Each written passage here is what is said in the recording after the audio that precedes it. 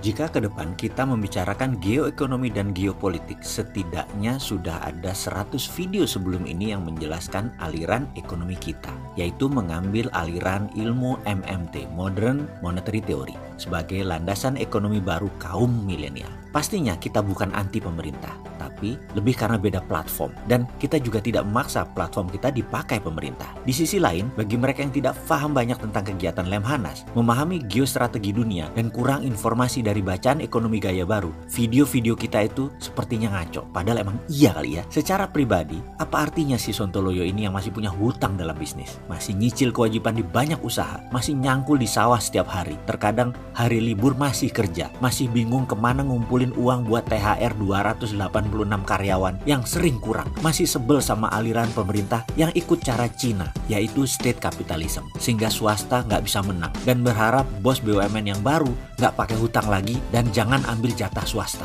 Terus orang kayak gini sok-sokan mau bicara beda platform kelola negara. Belagu bener ya. Bayangkan platform bernegara yang kita anut rasanya sangat Pancasila dan sangat Undang-Undang 45 banget. Seperti usulan kita yang masukkan GBHN lagi ke Undang-Undang Dasar. Itu saja pasti kita dihujat. Platform usulan kita masukkan TNI, Polri, ASN, pegawai negeri ke parlemen, ke DPR. Ada fraksinya di DPR. Itu pasti dihujat juga. Menswastakan BUMN jadi hanya 5-7 holding, di mana 700 dari 800 perusahaan BUMN dijual ke publik agar tidak jadi sapi perah penguasa dan politikus. Itu juga pasti dihujat. Meniadakan kartel impor diganti dengan pajak impor juga pasti dihujat. Saran si Sontoloyo untuk Departemen Perdagangan tidak pakai kuota pasti dihujat. Saat ini ada yang namanya kuota impor. Jadi yang pegang kuota yang mengendalikan harga. Apa yang terjadi kalau kita ubah? Semua boleh impor asal bayar pajak atau tarif yang mahal. Mampus itu para mafia karena mafia kan pegang kuota impor. Ya begitulah, kalau mau berubah yang diubah platformnya, bukan diubah orangnya, bukan diubah partainya,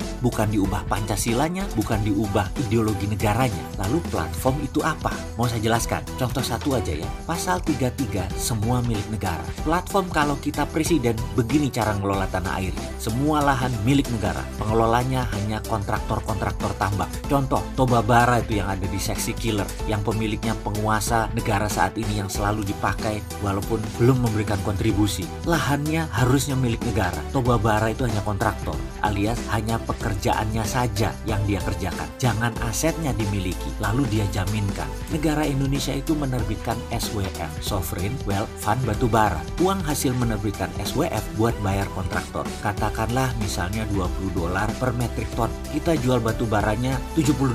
Negara untung sekitar $50.